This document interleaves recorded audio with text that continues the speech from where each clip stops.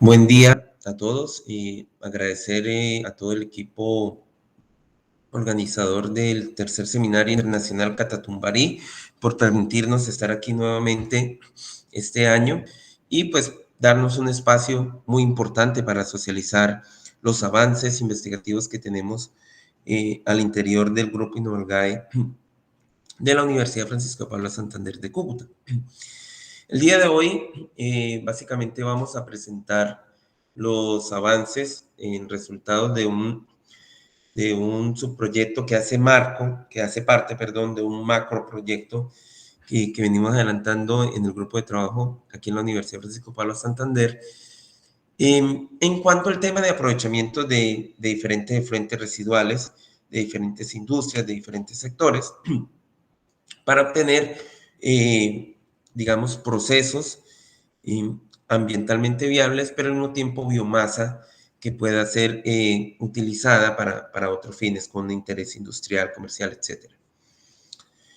Entonces, hoy vamos a hablar de la utilización de apalosifón, que es una cianobacteria para la remoción de carga contaminante de efluentes de tintorería. Como es bien sabido, la industria textil es una industria muy importante a nivel mundial, a nivel nacional también. Hace parte de uno de los sectores que más aporta al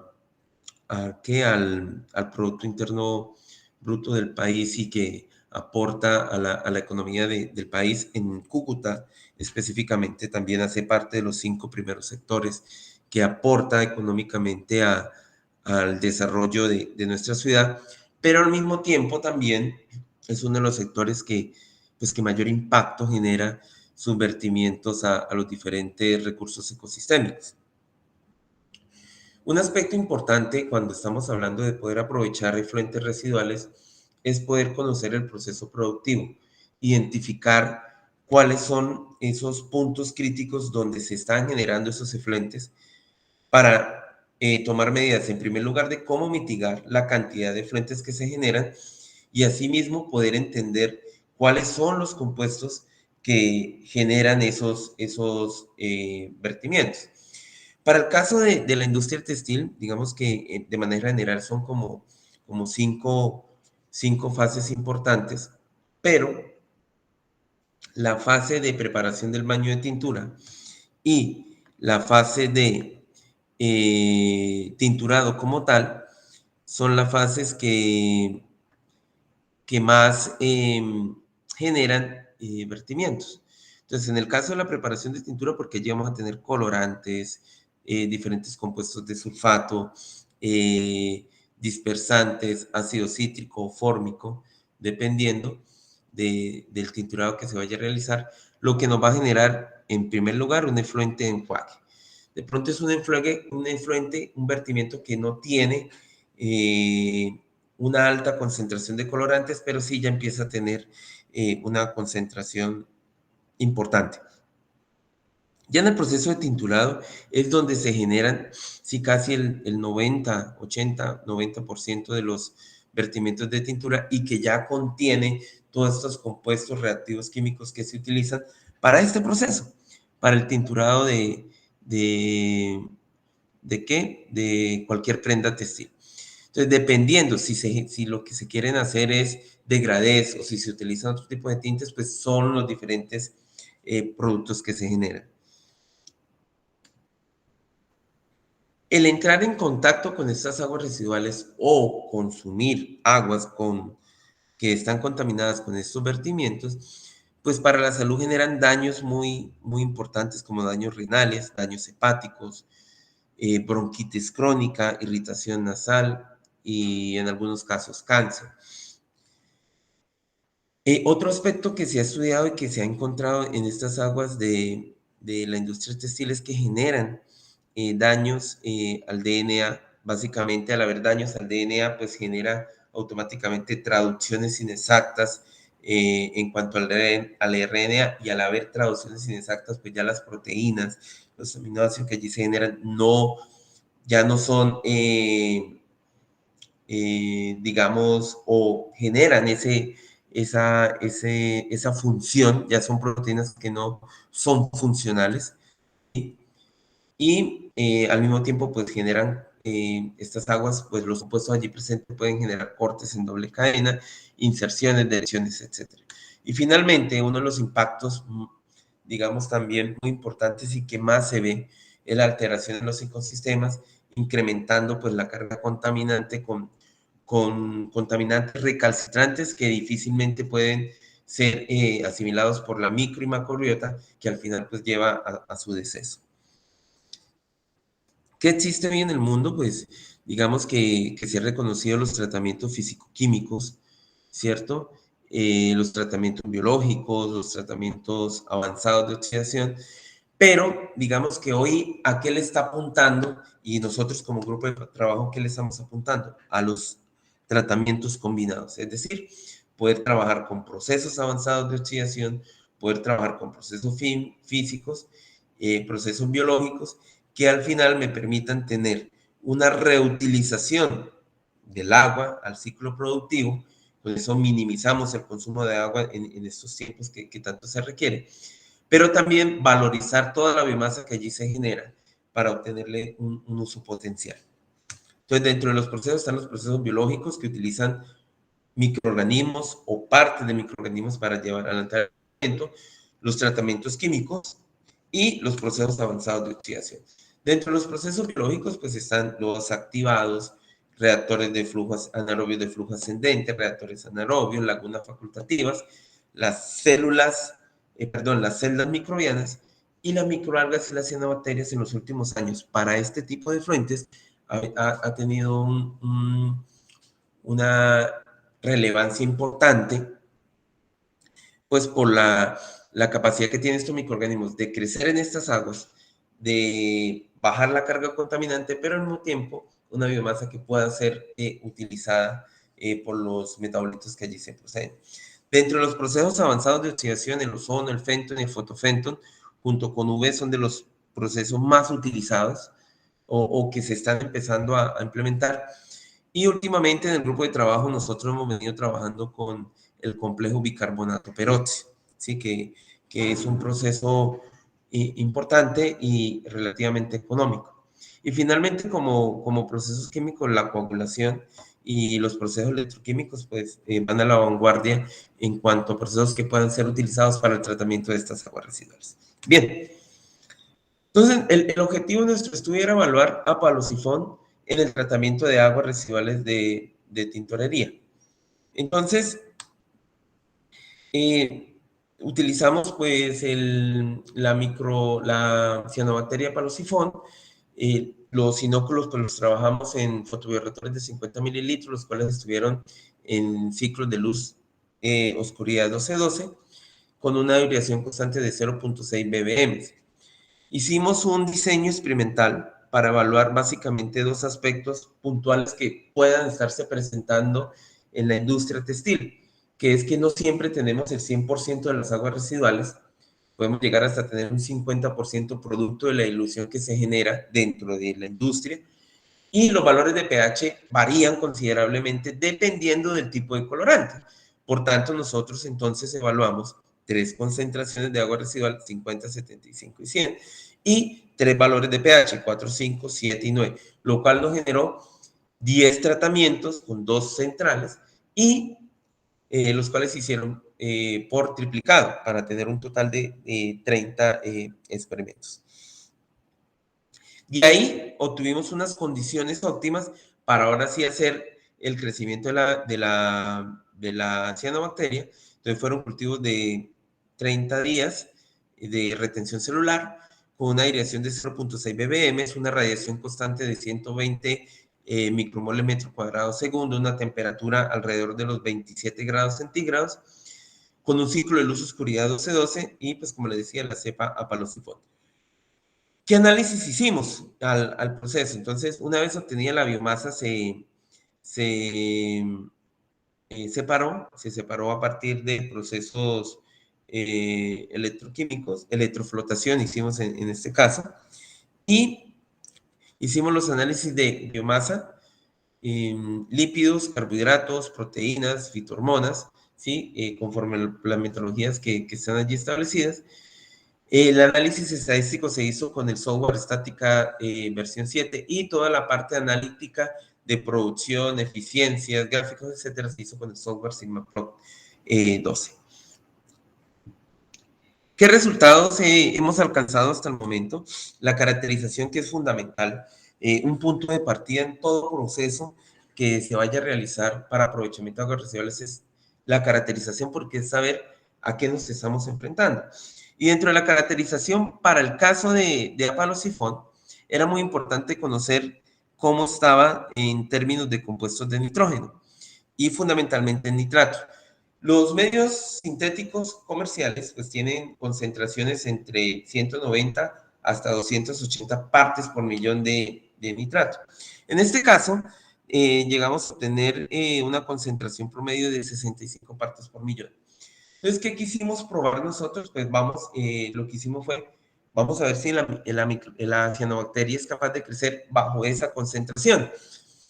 Sobre todo porque al tener concentraciones bajas de nitrógeno, para el caso de las microalgas y las cianobacterias, concentraciones bajas de nitrógeno, que es digamos, su nutriente importante, y fósforo, pues si bien puede afectar el crecimiento, también puede generar un estrés que puede potenciar la producción de metabolitos de interés como proteínas, lípidos, carbohidratos, etcétera, que es un punto importante para la valorización de la biomasa. En cuanto a la DQ y la DBO, pues los valores estuvieron muy similares a otros estudios que se han venido realizando actualmente en temas de caracterización de aguas de tintorería. No cumple con lo establecido con la norma para términos por la resolución 631-2015 en términos de DQ DBO. Por lo tanto, eso nos da el punto de partida para poder determinar los valores de eficiencia para el proceso. El diseño experimental, aquí podemos ver los diferentes tratamientos. Este es el agua residual, como nos llega, y cómo vemos cómo la microalga es capaz de remover el color presente, producto pues, de los compuestos químicos que están presentes en el agua residual. Y dentro del proceso nosotros queríamos evaluar si realmente el pH y la dilución de agua residual generaban un efecto, tenía diferencias significativas en cuanto a nuestras variables de respuesta, que era la biomasa y la remoción de DQ. ¿Qué encontramos? Para el caso de biomasa, el diagrama de Pareto nos dice que el pH sí genera una diferencia significativa, es decir, sí afecta el crecimiento de la microalga, y esto lo podemos ver, en las gráficos marginales, donde vemos que para el caso del pH, sí existe una diferencia significativa, y es que a valores más ácidos, al parecer, afecta mayormente el crecimiento de la microalga, y en temas de la dilución, perfectamente ya puede crecer al 100% de las aguas residuales.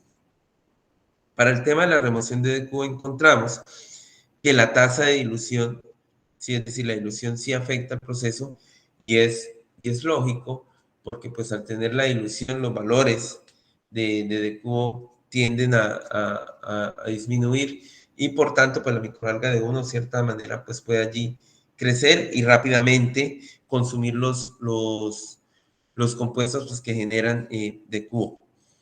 Con este análisis experimental pudimos concluir que, uno, que el pH óptimo para el proceso, a partir de las ecuaciones que nos arroja el software, era de 7.2, que la dilución del agua se podía trabajar entre 75 y 100, para el caso nuestro nosotros trabajamos al 75%,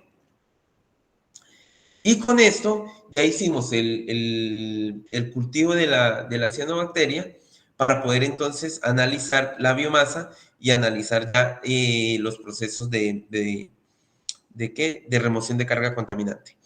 En términos de remoción de color, sí, que es una medida indirecta de poder remover los contaminantes que están allí presentes y que generan color, ¿sí? La línea negra representa el agua residual cruda.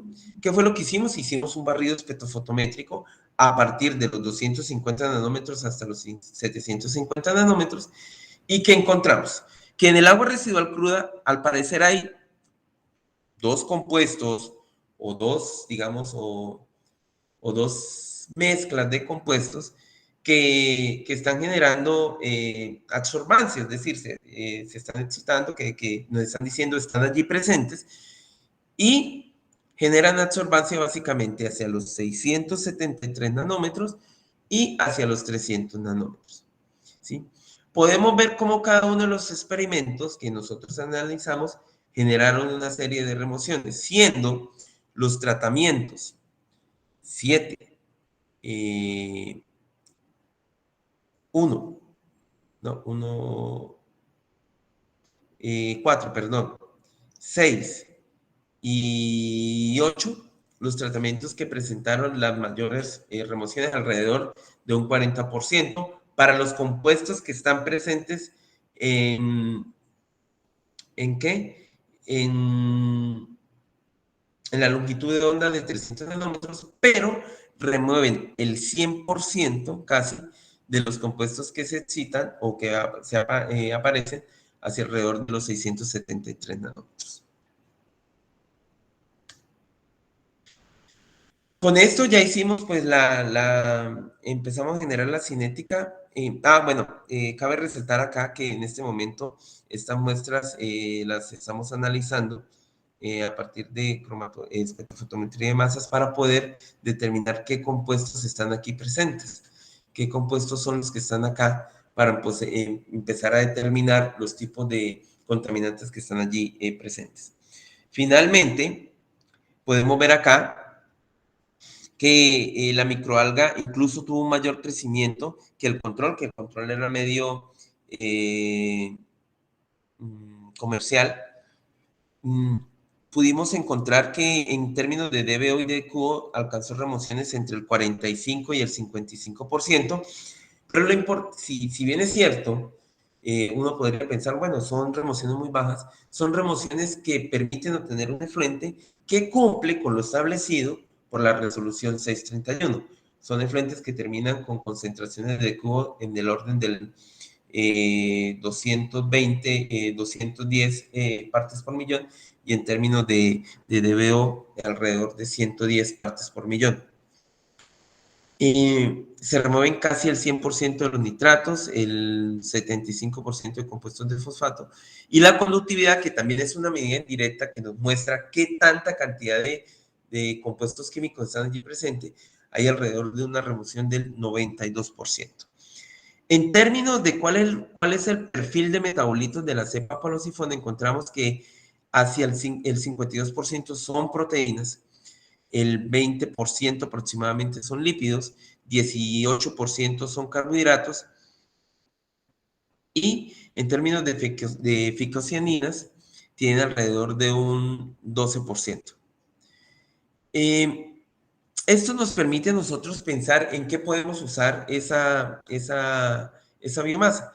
Para el caso nuestro, encontramos que tiene una gran concentración de proteínas, y esto es muy importante porque puede ser una microalga que pueda utilizarse como biofertilizante para cultivos que no sean de consumo directo, pues porque obviamente, por más proceso de purificación que pueda tener, viene de un proceso de agua residual.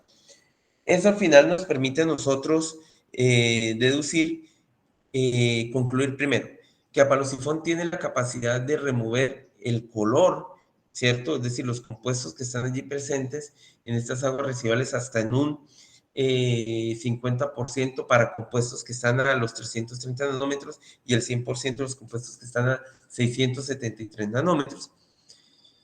Que las remociones en términos de DBO, DQO, compuestos de nitrógeno, conductividad, sólidos, etcétera, cumplen con lo establecido por la norma, la resolución 631, perdón. Y finalmente, que yo puedo utilizar, podemos evaluar, que es el siguiente paso que vamos a hacer, evaluar ya en campo, en cultivos reales, esta cianobacteria y qué tanto puede contribuir al proceso. Asimismo, dejamos un agua, un efluente que puede ser reincorporado en este momento en el grupo de trabajo. Estamos haciendo también análisis de ciclo de vida para poder determinar todo este proceso. Para al final poder decir, mire, para tratar estas aguas de tintorería, este sería el mejor tratamiento y estos serían los aprovechamientos que pudiéramos obtener.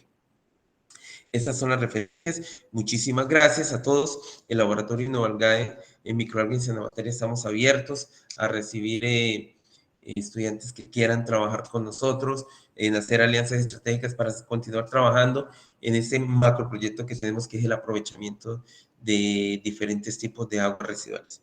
Muchas gracias a todos y quedo presto a sus preguntas.